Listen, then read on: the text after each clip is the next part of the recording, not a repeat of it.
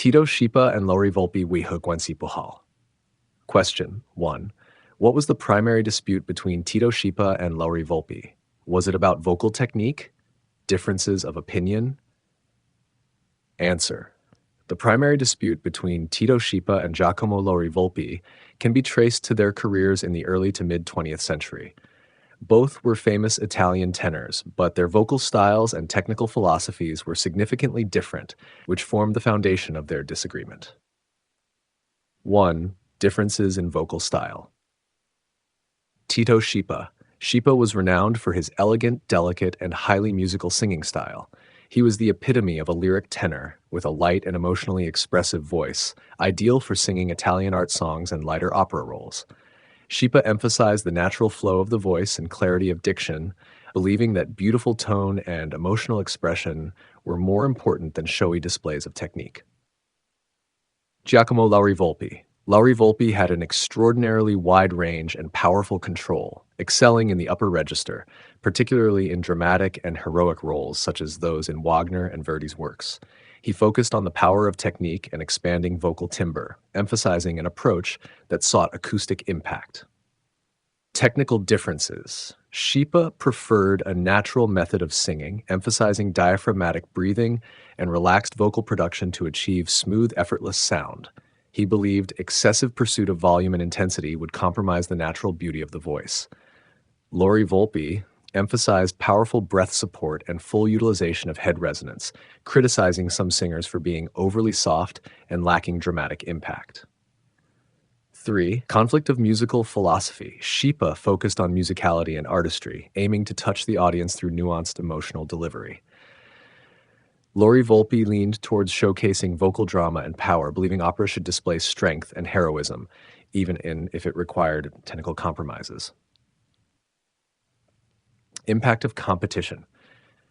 Both achieved immense success on the opera stage and in recording during the same era, becoming competitors.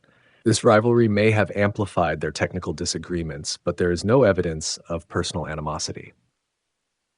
Summary of answer 1. The dispute between Tito Schipa and Giacomo Lauri-Volpi was primarily rooted in a clash of two distinct vocal styles and technical philosophies. One represented the elegant, lyrical tradition of Italian bel canto, while the other embodied a dramatic and powerful singing style. Their disagreement reflected broader debates in the vocal community about the direction of operatic art. Question 2. Did the two ever argue face-to-face? Answer 2. There is no clear historical record or evidence to suggest that Tito Schipa and Giacomo Lauri-Volpi had a face-to-face argument. Their rivalry was more evident in the following ways. 1. Indirect disputes in the media. In the early 20th century, singers often expressed opinions through interviews, books, or critiques rather than direct confrontation. For instance, Lauri-Volpi criticized certain singers' techniques in his book, Voci Parallele, Parallel Voices. Although he didn't explicitly name Schipa, some remarks may be interpreted as indirect critiques of singers with Schipa's style. 2. Comparisons by audiences and critics. Both singers had dedicated followers, and critics frequently compared their performances. 3. Professional decorum among artists. Singers of that era prided themselves on gentlemanly conduct. Even with differences, they maintained a degree of mutual respect and avoided public disputes. 4. Private discontent. While there's no record of face-to-face arguments, it's possible they privately disagreed about their respective techniques. Summary of answer 2. There is no concrete evidence that Tito Schipa and Giacomo Lauri-Volpi ever argued face-to-face. Their differences were primarily ideological and expressed indirectly through works, critiques, or philosophies rather than through direct confrontation. Question. What were Lauri-Volpi's exact words in his book Voci Parallele, Parallel Voices? Answer. In his book Voci Parallele, Parallel Voices, Giacomo Lauri-Volpi discussed topics related to vocal art, technique, and his contemporaries. Although he didn't explicitly mention Tito Schipa, some comments are interpreted as indirect critiques of singers with Schipa's style. 1. Criticism of vocal styles. Lauri-Volpi expressed doubts about the techniques of lighter-voiced singers. He emphasized that true singing requires comprehensive breath support, open resonance, and sustained vocal control, rather than relying solely on light and sweet tones. Example, la tecnica del canto deve risiedere nella perfezione del respiro e nella proiezione completa del suono, non nella ricerca del solo effetto dolce e grazioso. The technique of singing must lie in the perfection of breath and the complete projection of sound, not merely in the pursuit of sweet and graceful effects. Advocacy for natural singing. He stressed the traditional values of Italian bel canto, advocating for a natural and full-bodied voice while avoiding artificiality.